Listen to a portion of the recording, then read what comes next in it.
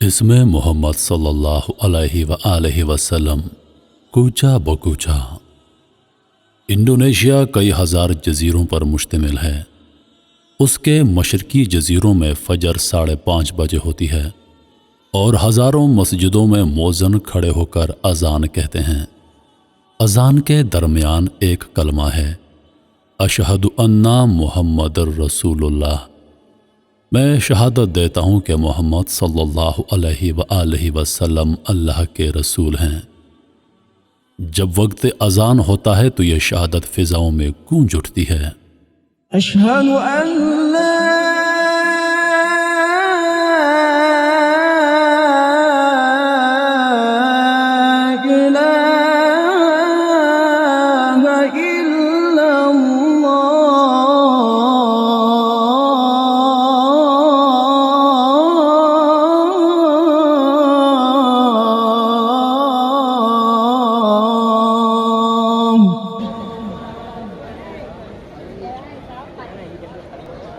اشہد ان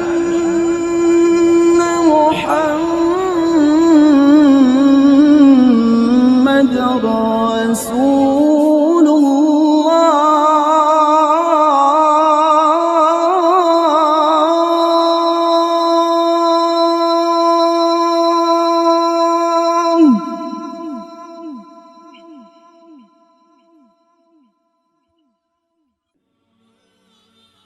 Indonesia کے درمیانی جزائر کا وقت 1 گھنٹہ پیچھے ہے، یعنی 1 گھنٹہ بعد مرکزی جزائر میں محمد رسول اللہ کے کلمات بلند ہونا شروع ہو جاتے ہیں۔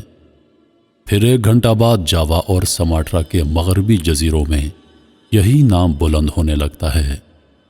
1 گھنٹے بعد ملائیشیا کی باری آتی ہے، پھر تھائی لینڈ کی۔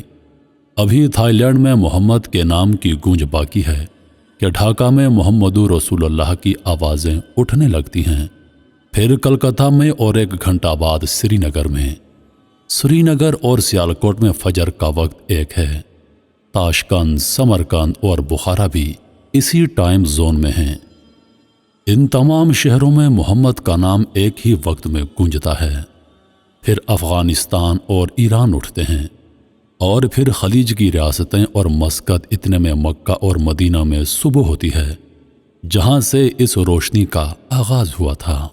وہاں ہزاروں مسجدوں میں محمد رسول اللہ صلی اللہ علیہ وآلہ وسلم کی رسالت کا اظہار ہوتا ہے۔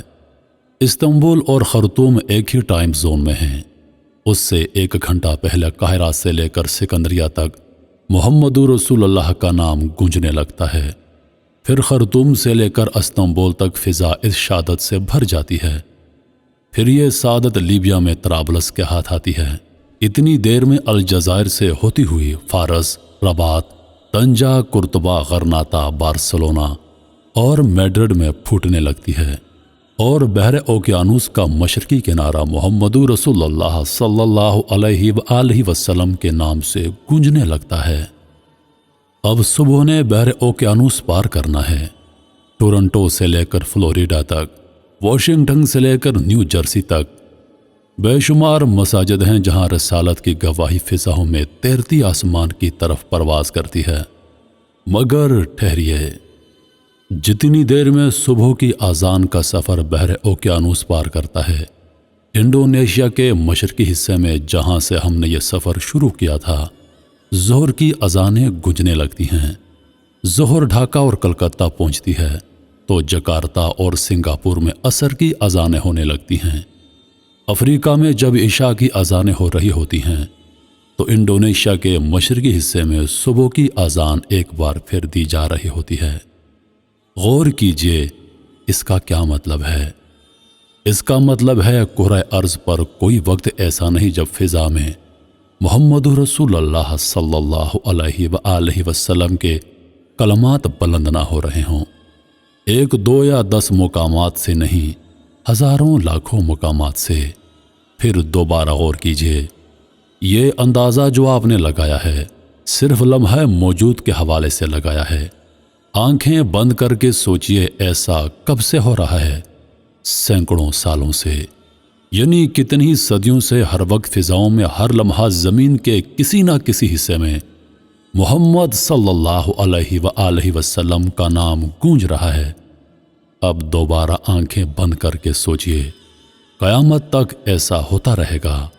جو مسجدیں قائم ہیں وہ تو قائم ہیں، کتنی نئی مسجدیں تعمیر ہو رہی ہیں۔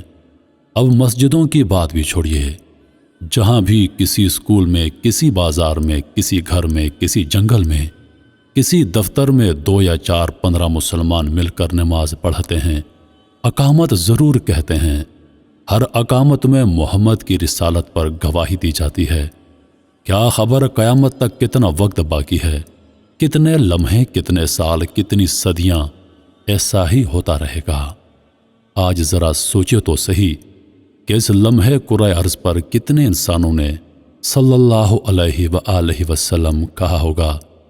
جمعہ کے دن ہر امام خطبے میں قرآن کی آیات پڑھتا ہے، صلی اللہ علیہ وآلہ وسلم جیسے ہی اس کے ہونٹوں سے یہ آیات طلوع ہوتی ہے، حاضرین محمد صلی اللہ علیہ وآلہ وسلم پر درود بھیجنا شروع کر دیتے ہیں۔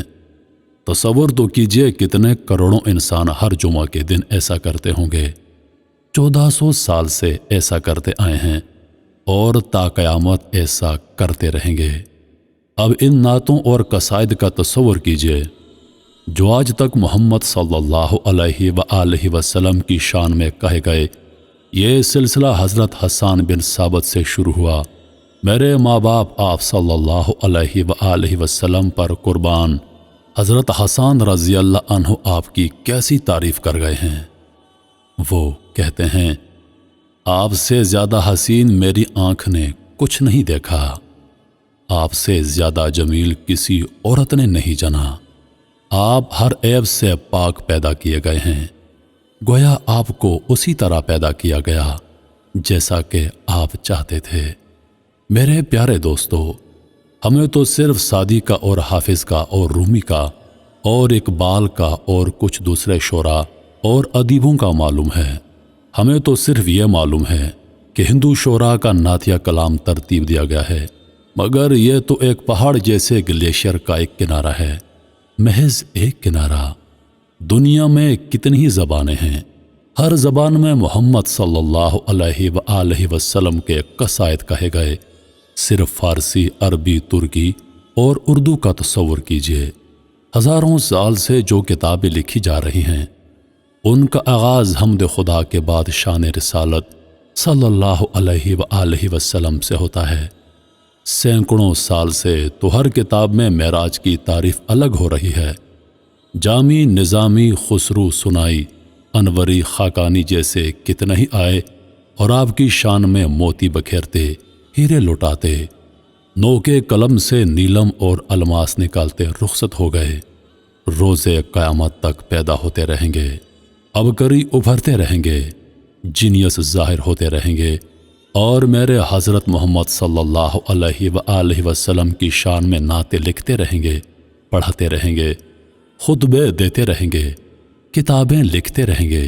کتنے شبلی، کتنے ڈاکٹر حمید اللہ، کتنے سلیمان ندوی، کتنے ابو العلا مودودی، کتنے سید قطب، کتنے وہب الزہیلی، کتنے شیخ البانوی، کتنے قاسم نانوتوی، کتنے احمد رضا خان، کتنے اقبال، کتنے سعدی پیدا ہوتے رہیں گے جو شان رسالت صلی اللہ علیہ وآلہ وسلم پر اپنی زبانیں، اپنے قلم قربان کرتے رہیں گے، اور حافظ محمد ظہور الحق ظہور کی طرح اظہار عجز کرتے رہیں گے۔ اے شان تیری اس سے کہیں ارفع و اعلیٰ، جو لفظ تیری شان کے شایان نظر آیا۔